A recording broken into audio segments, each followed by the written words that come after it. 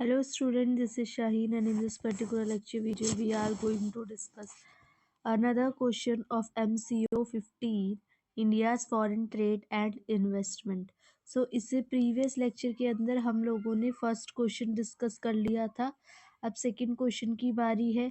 Second question क्या बोल रहा है कि जो growth है world trade की has been nothing short of phenomenal since the Second World War.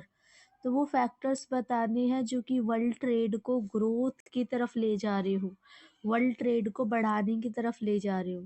और second part is how can India enhance its presence in world trade.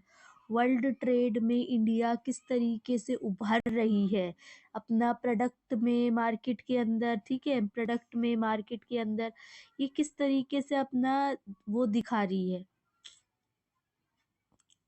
सबसे पहले हम बात करते हैं कौन कौन से फैक्टर्स कंट्रीब्यूट कर रहे हैं. तो ग्लोबलाइजेशन प्रोडक्शन के अंदर ये जो स्केल है, वॉल्यूम है, एफिशिएंसी है, ये कहीं ना कहीं ग्लोबल ट्रेड की तरह दिख रहा है. और इसमें कुछ ऐसे फैक्टर्स हैं जैसे कि ट्रेड लिबरलाइजेशन. लिबरल करने की वजह से हम जो अपनी प्रोडक्ट है या आप बोल सकते हो एक्टिविटीज को हमने ज़्यादा ग्रोथ की तरफ ले गए हैं. Second point is the growth in vertical specialisation. जो वर्टिकल मूवमेंट आती है, धीरे धीरे इम्प्रूवमेंट हो रही है चेन्स के थ्रू और ग्लोबल सप्लाई चेन्स के थ्रू.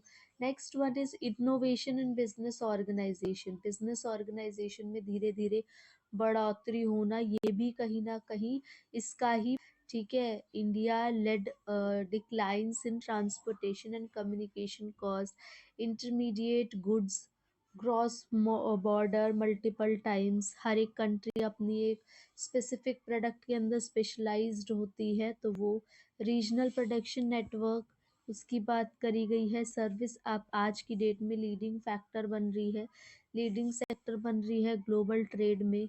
डेवलपमेंट है कमर्शियल लॉ के लिए, यहाँ पे ज़्यादा फैमिलैरिटी है और फॉरेन बिजनेस प्रैक्टिस में. And development in capital market जो कि कॉस्ट को धीरे धीरे घटने के ऊपर मजबूर करती है.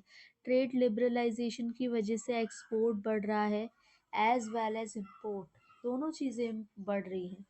The move to free trade in developing world, उसकी वजह से ग्रोथ इम्पॉर्टेंट है. तो 4 फैक्टर्स की और बात की गई है. Intra trade.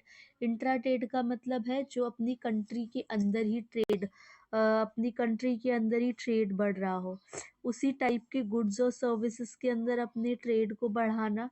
Ability of producer to slice up the value chain और प्रोडक्शन को ब्रेक करना. ये सारे फैक्टर्स कहीं ना कहीं जीडीपी ग्रोथ के लिए और वर्ल्ड ट्रेड के लिए इम्पॉर्टेंट फैक्टर रोल प्ले करते हैं.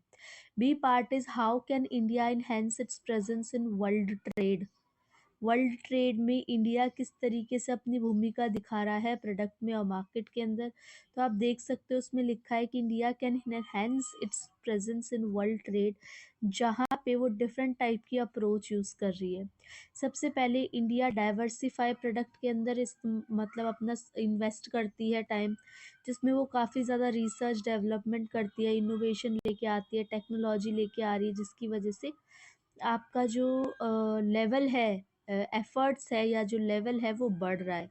Secondly India should actively pursue market diversification, जहाँ पे वो डिफरेंट डिफरेंट इकोनॉमीज के अंदर गैदर कर रही है.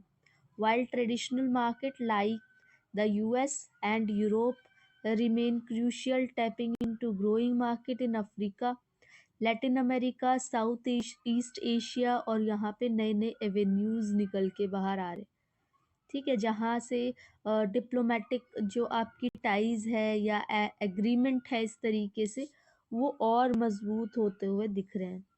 और to enhance its global presence, global presence दिखने के लिए और भी कनेक्टिविटी की ज़रूरत है, जो कि धीरे धीरे कहीं ना कहीं इंडिया को लीड कर रहा है ट्रांसपोर्टेशन या लॉजिस्टिक वगैरह में भी. इसके अलावा इंडिया अपनी स्किल्स जो है, स्किल्स डेवलपमेंट और एजुकेशन को भी हेल्पफुल ले रहा है, ताकि वहाँ से अपनी प्रेजेंस को और उभर के दिखा सके. ठीक है, ये सारे पॉइंट्स आपको मेंशन करने ज़रूरी है. और लास्ट में ये कॉम्प्रिहेंसिव स्ट्रैटेजी है जो कि आपकी प्रोडक्ट की डाइवर्सिफिकेशन के लिए या प्रोडक्ट को अलग अलग दिखाने के लिए एक इम्पॉर्टेंट फीचर या एक इम्पॉर्टेंट पैरामीटर प्ले करता है। और इन सबको देख करके हमें ये पता चलता है कि इंडिया जो है वो काफ़ी हद तक इस तरीके से ग्लोबल मार्केट में अपनी प्लेस अपनी पोजीशन दिखा रहा है। ठीक है, तो ये वाला जो जो था वो क्वेश्चन नंबर 2 था। इसमें हमने 2 पार्ट को डिस्कस कर लिया है। बाकी अगर आपको पीडीएफ कंटेंट की अवेलेबिलिटी चाहिए तो आप लोग कमेंट सेक्शन में मेंशन कर दो। मैं कमेंट में ही इसका टेलीग्राम चैनल का लिंक मेंशन कर दूंगी। बाकी हिंदी पीडीएफ के लिए भी आप लोग कमेंट सेक्शन में मेंशन कर सकते हो, या किसी और असाइनमेंट की रिक्वायरमेंट है वो भी आप लोग बता सकते हो। बाकी आप लोगों से मिलते हैं नेक्स्ट लेक्चर वीडियो में। तब तक आप चैनल को सब्सक्राइब कर दो, शेयर कर दो वीडियो ज़्यादा से ज़्यादा। बाकी ठीक है, और thank you for watching and be happy students.